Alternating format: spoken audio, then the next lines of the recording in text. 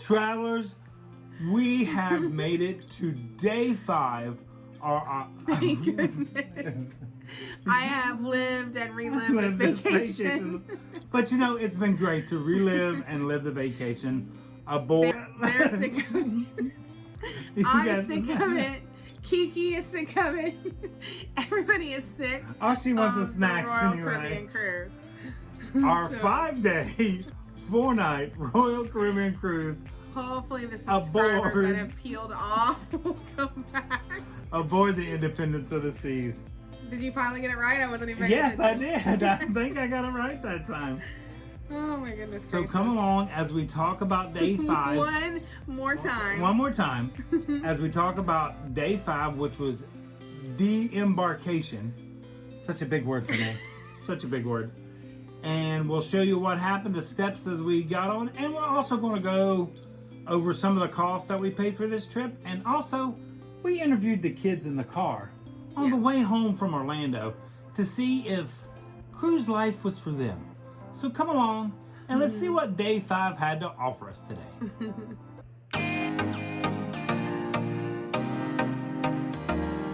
Of course, day 5 is de-embarkation day, when you pull up to the port and you get there early. There is no lingering around. They get to that port as quickly as they can. So Michelle, for some reason, decided, I'm going to get up at 5 a.m. in the morning and go to the deck. Well, we didn't sleep much that night. I got up. We were all pre-packed the night before, so we were ready to go. We did pre-pack. So Michelle wanted to get up to the top really to see the sunrise. And she did ask me, hey, do you like... And I was like, no, I'd like to sleep a little longer. Yeah. I went to the 14th floor, and they had the lights on, but I guess they were already like up and all... You know how midnight club comes on, lights come on? That's how it was on there. It's like lights on, get out. Yeah. So I went back down to the bottom deck. Wasn't really thinking much about it, but went to the 5th where we were on the helipad when we left. So I wanted to get back there when we left. I stood out on the helipad all by myself, and for a small little moment, I thought, I could like slip over the edge, and would she had the jewel know? of the sea in her hand and was going to toss it over for Jack. So I turned around and I could tell that the capped workers, whoever were up in the little thing, they were watching her. Yeah, I was like, okay, they got their eye on me, so I felt okay. But of course, like I've said, one more thing. Go ahead. I kept hearing seagulls, and as we were coming in, there was just a bunch of flashing lights along the coast, and I knew somewhere in there was Port Canaveral, and I was thinking to myself, how do they know where to go? Of course they got electronics. Anyway, I kept hearing the call, I can't even do a seagull sound. Well, yeah, there. Well, wait, whatever. that's a crow. That's a crow. And I'm like, what the heck? So I finally figured out, I guess they pipe it on the buoys that are out there. I was looking hard trying to find where these birds were. So and there were no birds around. They were up in the thing watching me, wondering, is she going to jump? Because I kept kind of leaning over the rail trying to see the birds on the buoy. Anyway, sorry, Royal Caribbean, if I stressed you out that morning. So I'm down in the cabin getting the rest of my sleep in. And remember, we like to sleep with our porthole open. Yeah. So the first thing I see as I wake up is the dock. We're right there. There's all the workers down there getting ready. That was a really cool experience, though. It was. Coming back in through the port, because we sailed forward coming in, and I knew that somehow they had to turn this boat around. So we literally stopped, and then the whole boat just spun around, and they kind of eased right on into the port, just as easy as could be. And I will have to say, I did have one regret on this cruise, and I've not yet told my wife, but I should have went. The fish and chips? No, not. Well, okay, 2 regrets on this cruise: fish and chips, and not going up to the top with her and watching us sail in. I should have been there. I should have been there for that, but. Here's what I was expecting. I thought he would go up, because I told him I was going to the 14th. I thought he would come up there. But then when I left, at some point I knew he wasn't coming. I just gave up. You didn't miss anything. Yeah, I didn't miss anything? Not really. And I'm all dressed. We got our luggage ready, and we're all ready to go. So aboard Royal Caribbean, on the embarkation day, they actually do serve a breakfast in the main dining room. But what happens is some folks go to breakfast, and then some folks just get their luggage and they're off of that ship. Because a lot of the transports... He's going to tell you about this breakfast. Yeah, I'm going to tell them about the breakfast. A lot of the transports leave quickly for the airports and to the theme parks. Yes, I did see that. Yeah. The bus for Disney left... No, I'm sorry. The bus for the airport left at 8 o'clock. Yeah. So... You had to be on the bus. Now I know why everybody was running over everybody trying to get off the ship. So I totally understand that now. But we made our way into the main dining hall. We put our luggage against the wall, and we sat. They gave us times to disembark, but I don't know why, because it didn't look like anybody adhered to any times. There was a lot of people down trying to get off the boat. It was a free-for-all. So Becca and Mike's time was about 30 minutes past ours. So we were like, okay, well, they can't, what are they going to do? Make us stay on the ship, like, if we are a little late? So we just went down to the dining room. We have to take another cruise. Yeah. So we went to the dining room and just kind of sat and waited for them. Of course, we had to eat. There's food there. Of course. Our last meal aboard the ship. Or we tried to, at least. We had to make sure we got it. Yeah. So it was pretty much a basic breakfast fare menu of all the different things you could get. French toast, pancakes, eggs, I think potatoes. They had all the appliances turned off because of it. Because as a Southerner who eats grits quite well, laughing at your glasses. The jig is up. The jig is not up. The jig is up. You guys don't recognize anything that has happened. The 5 videos we've done. Yes, you they recognized do. anything? Yes, they do.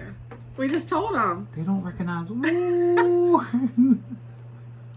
Yeah, I knocked the lenses out of my glasses so there'd be no glare. There. It's over. The jig is up. But these grits... He was just afraid he looks like a totally different person without his glasses, and he wanted you to recognize him. I wanted everybody to say, oh, there's the up guy. There he is. That's him. That's crazy. Okay, so actually he can't see. So yeah, I have a really computer can't. like 2 inches in front of his face.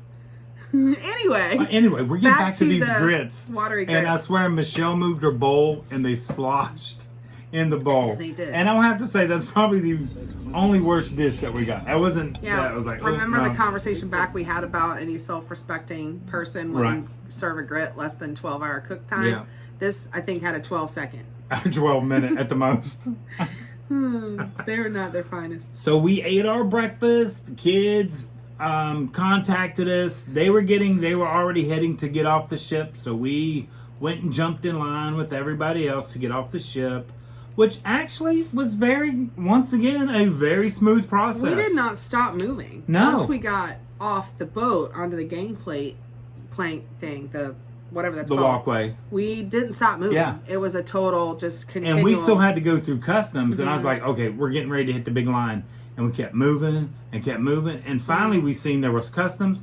They must have had 6 to 8 custom agents standing there, checking your papers, asking if you got anything to declare. And then you're gone. That's it. Yeah. You're out the port. It's like it happened so fast. You feel like, was I even just on a boat or a ship? Exactly. I mean, it just goes really fast. So they make it really easy. You kind of can't get lost. The only thing, the very end, you have your luggage. You're trying to get up to your space that you parked in the garage. And we were on the 3rd. They had 2 elevators working. So that was a line. Once we got there, you had to wait for the elevator. And plus, with the, thing that we just didn't want to pile in because we were already over that. Because people on the ship are piling in the elevators. But really, you couldn't pile in the elevator because you had like 4 people and 12 bags of luggage. So it wasn't, that was good. So we made our way up to the car. The kids said, okay, where are you guys at? Yeah, they were behind us. We're at the car us, waiting for you. Of course. So it took them a little bit longer. They decided to take the stairs, which I think in recollect they should have took the elevator because they were both wore out. They're young and strong. They can handle it. I don't know about that. They had to carry the bags up. Yeah. That was worse. And we got a couple final pictures as we said goodbye to the Independence of the Sea and had a great cruise. It was really a great cruise. We're going to go over some of the costs with you guys. Yeah, so the next thing, now we're going to get into the little particulars. Because he's a cast member, we got a cast discount because they arranged the trip for us. We have to go through Disney to get the Disney Dream cruise reservation everything. and pricing. Mm-hmm. So we're not going to talk about anything related to is that cruise worth it, not worth it, because I think we both really feel like in order to give an unbiased, good, quote review, I think you have to pay the same thing that somebody else pays for that same experience. 100% We wanted agree. to do Royal Caribbean at the same experience as we could get to Disney to satisfy what am I missing? Is it cheaper for us, even with the discount with Disney, to cruise on other cruise ships? And is it comparable? Right. So that's how we're going to approach it. Exactly. Beck did have a good point. She said, you can't, no matter who you are, whether you're a travel agent, whether they sponsor you and just let you come aboard and tour the ship, if they have any involvement at all with you, I think that changes your perspective. Cost-wise, we know discounted on the Dream. That discounted price, I will say, was still more than the price that we were telling you we're paying for Royal Caribbean. So we still kind of feel like, for us, we know it's a little bit more for the Dream. It's going to be a little bit more for you, probably, for the Dream. I think we've all determined that Disney is expensive. Everybody knows that, to go on that cruise.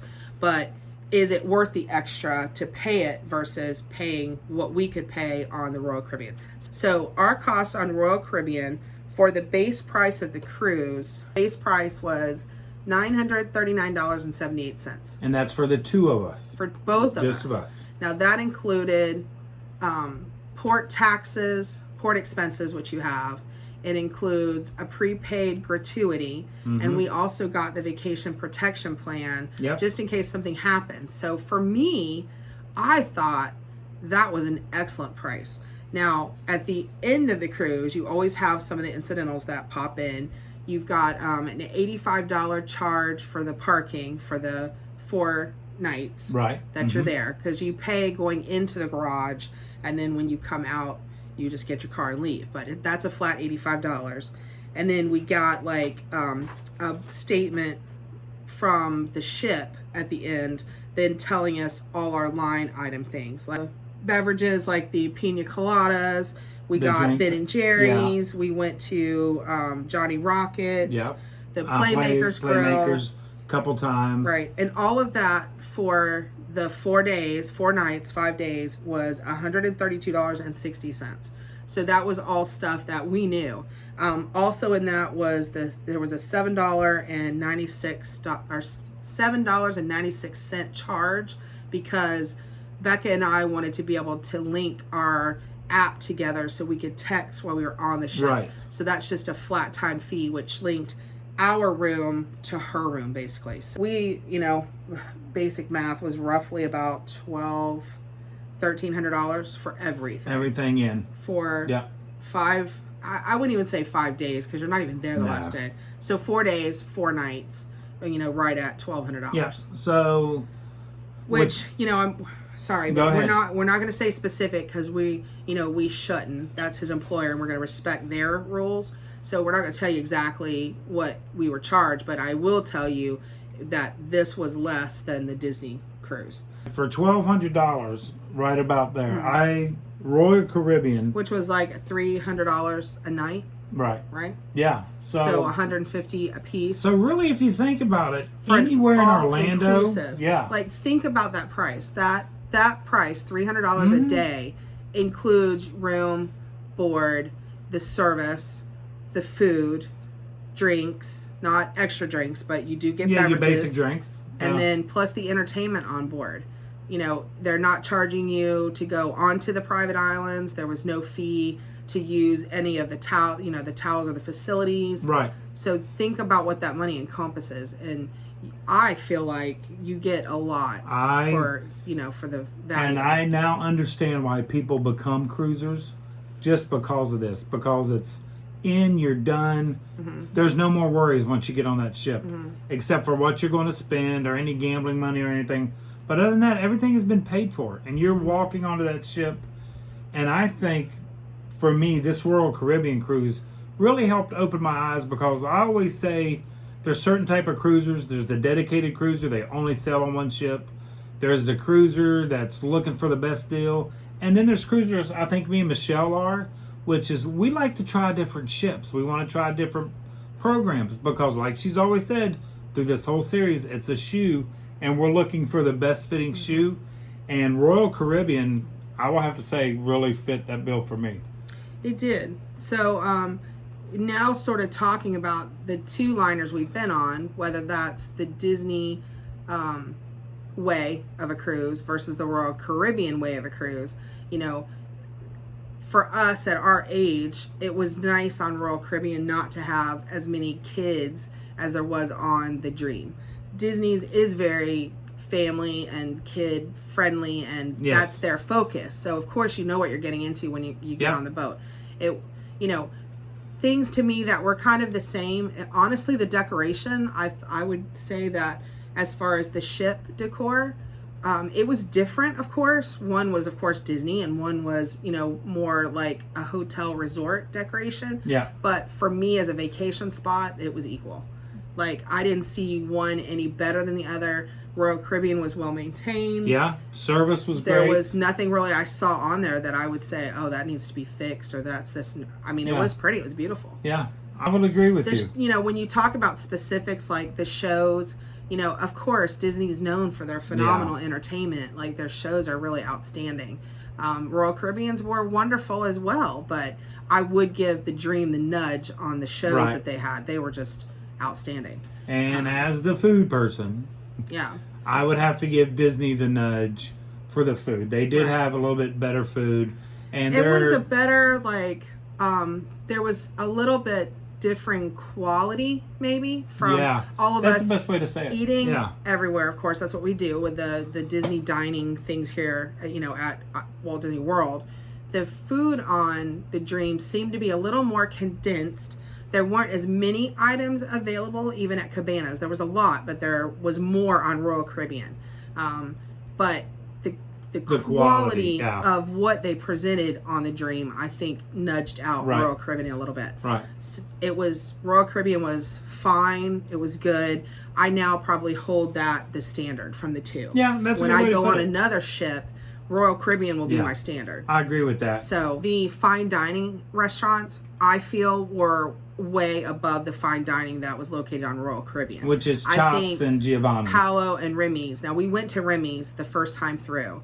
I equate that with a junior Victorian Albert's. That being said, I saw Palo. I think it's a twin to Remy's. It's literally just on the other side of the ship. The decor is pretty similar, but to me, it's just a twin to Remy's. You can argue they serve different things, so according to your palate, you're going to like one better than the other. But I think quality-wise, those two restaurants are, you know, comparable. When we talk about Royal Caribbean in comparison to that, I think you've got Chops Grill and you've got Giovanni's. You've got the hibachi and this what is it called? Sumi or whatever. Zoomies. But that's their paid, that's the extra paid I would restaurants. not put Chops in the same category as Remy's. To me, Chops is okay. Yeah. So as far as fine dining establishments on the Independence of the Seas, you're going to get, you know, Chops or Giovanni's. Yeah.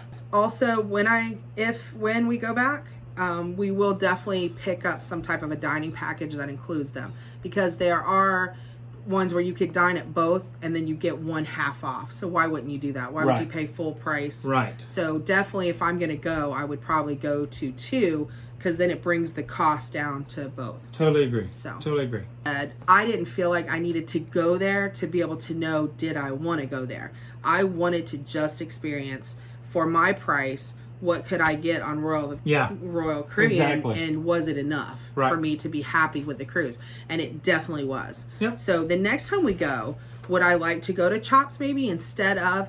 Yes, because I feel like for the steak options that we got as our entrees at the main dining area, we would get a better steak and a better meal at Chops. I totally agree with that. And I would be willing to pay that little extra to get that better quality steak, because I know I'm not going to do it every night. It's going to be a once a cruise, you know, experience. Correct. And I will have to say, if you choose, this is a Tad tip, if you choose those two restaurants, or if you choose Remy's or Palo, if you're going for dinner, make sure it's like at a sunset time, so you can still see the ocean. You see the sunset because once it's dark, you go at nighttime you when it's lose- dark. You won't yeah. see outside. So, yeah. I will have to say for service, I had the same response to both. I think We that had- was yeah. equal. Yeah, I Like, do too. Service on both ships, I did not hesitate, did not have any problem. So I will have to say, on the islands, what did you think of their islands? We got Coco Cay and we're at Castaway Key. That's a good And question. everybody is diehards one to the other. Yeah, because they're totally different. So Yeah. I could see why you're going to be polar on that. Some people want it quiet and not so many people, which would be Castaway. Or a beachy kind of amusement park, and that's Coco. Coco Cay. Yeah, and remember, Coco Cay had 2 ships in there when we were there. So that's roughly anywhere from 7,000 to 8,000 people on that island. It eats them up a lot, eats the people up, but you do see people, and it's not like you're getting away. And, I felt like it was pretty busy. Yeah. Like with the 2 ships there, it was definitely not the same experience that we had at Castaway. Castaway was very, I don't want to say quiet, but you could walk a little bit without running into somebody else. At Coco Cay, you couldn't. There were people everywhere. But I will have to say, I do believe Coco Cay had a little more stuff to do. Oh, sure. It was like with an the amusement excursions to Pig Island. They had kayak. Well, they were all things you had to buy. It was all extra Right. add-ons. Like they had the Coco Beach, which is a private beach. And then they had the little water park there, but you had to pay to get in that. That's an additional But charge. if you want to do that, I'll tell you, not many people do. The water park looked almost empty. Like there was nobody on the rides, and I'm pretty sure it was open. Yeah, right? it was open. But it really Yeah. looked like it wasn't. So if you're trying to get away from everybody, that might be the place to buy into. Yeah, So. I agree. So all in all, that's how me and Michelle felt about our cruise. But we had a first-time cruiser with us. So on the way home, Michelle was actually smart enough to interview Mike and Becca and how they felt about the cruise. So she's going to put some of those clips in now. So for first time cruise, what are your impressions? I loved it. I thought it was great. I relaxed, I ate, I slept, I drank, gambled. I did all of the above and I liked it. Okay. And you would do it again? I would. I don't think you know that you would do a cruise again. If we were leaving, I was like, all right, if I feel this sad to leave, I'm definitely booking another one because this was by far like my kind of vacation. It was calming, it was slow, it wasn't fast paced. So yeah, definitely book again. What did you think about, like, I know Royal Caribbean was your first, but is there anything that you didn't care for or you thought that needed to be changed or updated? Liked the entertainment. I didn't love the entertainment. I wish that the shows were a little bit more up to date with current. I felt like it was a lot of 70s, 80s, Latin. Right. There wasn't a lot of like pop or anything that maybe like I would have been familiar with.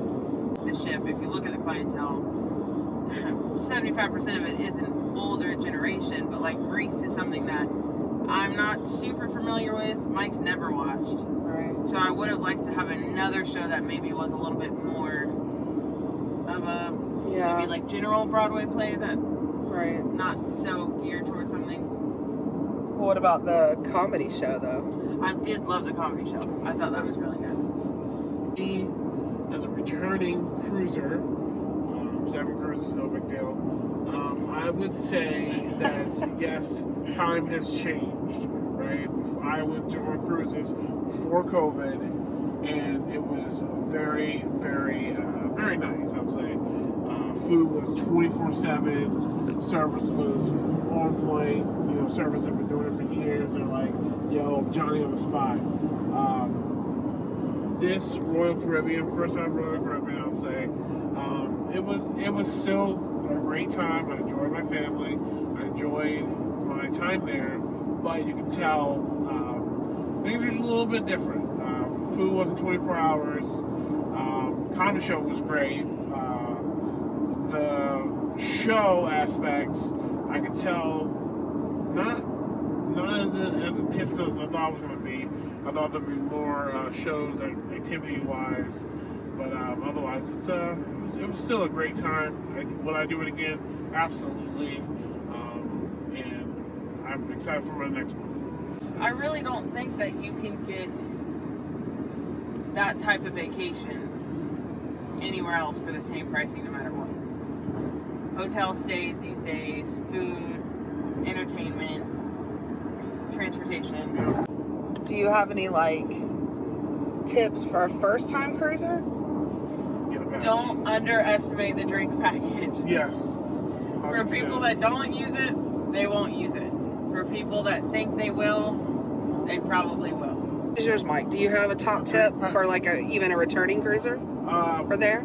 As a returning cruisers, remember, things are different. Your body might be different. It's okay to bring a patch or anything to help you with seasickness. Even if you have a friend that gets sick, it's good to have a backup just in case.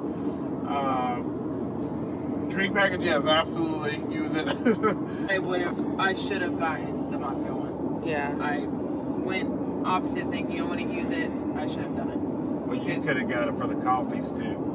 Well, we don't really, purely just pina colada wise, I had one a day and I already spent what I could have gotten on the drink package and I had to limit myself. If I would have gotten it, I could have had however many I wanted and I wouldn't have had to worry about any of it. And you're talking about the mid one. I got the Coke only, right, is what we got, the Coke. And then they have the one up from that you get the mocktails and the coffees, the lattes, things like that. Because our Coke package pre-cruise was $8.99, so $9. Right. And at one point pre-cruise, the mocktail was $21.99, $22. Right. And your pina coladas were how much a piece? They were $8 a piece. So by the time tip is done, it was at least 12. See, I thought they were $4, so I was a little. No, they're literally so $8. A couple dollars difference from an alcoholic one, and I love them. I would drink them all day. Had I had the mocktail, right, I could have. You would have had more. Having to, right. Because 2 of them I already spent $16. So why not get the package? Right. I also wanted to talk about the drink package, right? The fact that it didn't come with water bottles was really odd. That is a little yeah, odd. you had to drink ship water, and it wasn't really that great. A, B, realistically, it was very, very hot out there. You would think water would be... Your base should be water. Yeah. And then anytime you go to tier up, it should include what was in the previous one. Absolutely. So the Coke should include water. Right. The mocktail should include Coke and water. Right. But it was odd that the water wasn't included. Bottled water wasn't included. There wasn't. You could get you could get glasses of water. Right. Or... That would be my tip, my biggest tip. If I ever cruise again, which I'm sure I will absolutely be getting that floor no matter what. Mike and I were close to windjammers. We were close to the pool. We were close to playmakers. We were close to the casino. Wherever we wanted to go was just the quick elevator up and down, and we were right there.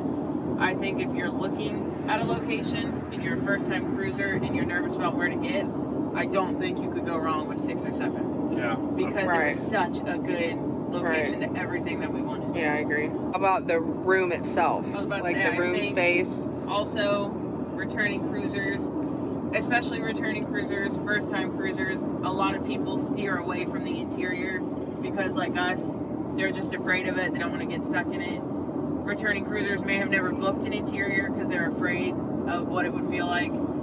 I think they're perfectly fine.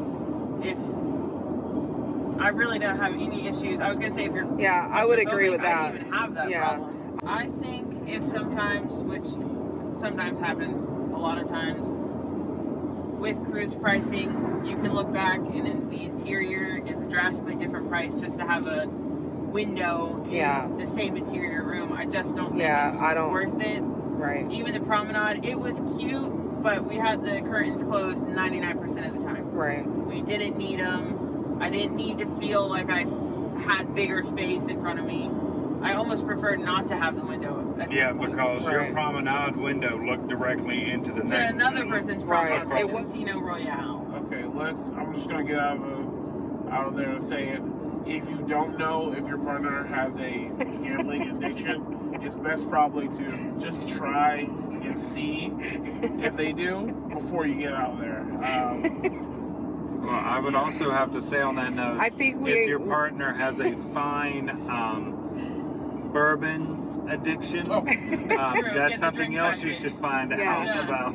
Because if you're going to get doubles, then you probably want the drink package, because it can get quite expensive. Jokes on both of you, it was cognac and not bourbon. So I would have preferred, instead of going in with the mindset of like, oh, they have a casino, maybe I'll stop every now and then. Before you go on the cruise, set aside a casino envelope with casino money. Yes. Because and then like no access to any other money. We didn't overspend. I wasn't like going insane. But it would have been nice to fill my card with however much I wanted, and that just be what I play with. Right. Yeah. It was, $10 here, $5 there. Right. And I think I would have preferred to come on the cruise with an envelope just for casino, loaded on the card. Some of those people we saw loaded a little too much on the card. Yeah, but that too, the entertainment wise, over planned time. Yes. Do not run too close to the time, because the seats filled way more than I thought they would. Right. I agree there. I don't think there was enough showings of all the things, because even the last night of the ice skating I thought would be a little bit less people, And it was more packed. more full than the first time, which was already pretty packed. I most often notice with cruises, a lot of people will put in their personal feelings about drink packages on blogs and interior rooms. I really think cruises are all about what makes you comfortable. If you think you're going to drink 3 pina coladas a day, don't let someone say you have to drink 5 to make your money worth it. If you think you'd be fine in an interior room, don't read a blog and say, oh, it's small spacing. They're built for a reason, and they're made for a reason. And I think if I didn't read all the blogs, I probably would have done a couple things different. I wouldn't be afraid of interior rooms. I would have gotten a drink package. I probably would have looked into dining package, to be fair as well. Yeah, I agree with you there. Travelers, we just want to thank you once again for following along on our travels, on our cruise with Becca and Michael. We hope you enjoyed their comments about a cruise, and we really do. You guys don't know. We really do appreciate everything you do for us, all the comments, all the support that you give us. Don't forget, if you're not yet a subscriber or a traveler, to hit that like and subscribe button there. And what else is there to say? The best thing you can do for us to help us is share it with your friends and your family.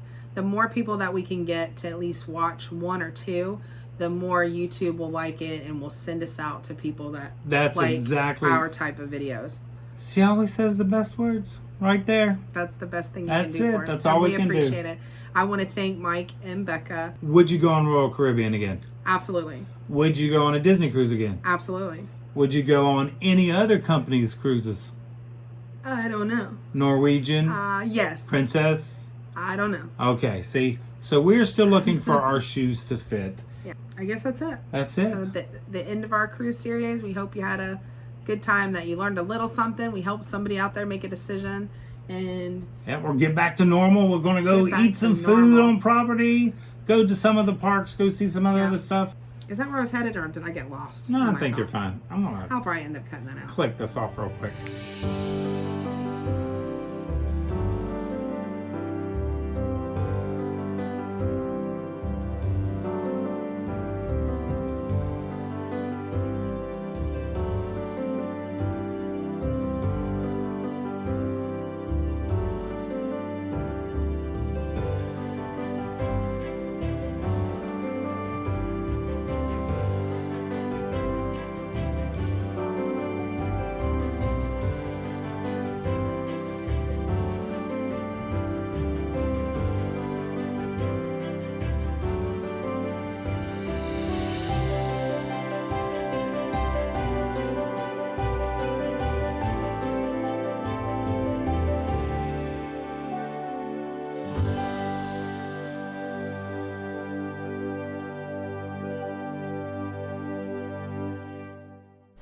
Travelers, we have made our way back. We hope you have enjoyed our series for our cruise aboard Royal Caribbean, Independence of the Sea. Thank you so much for joining us. And as like we always say, travel and adventure is out there.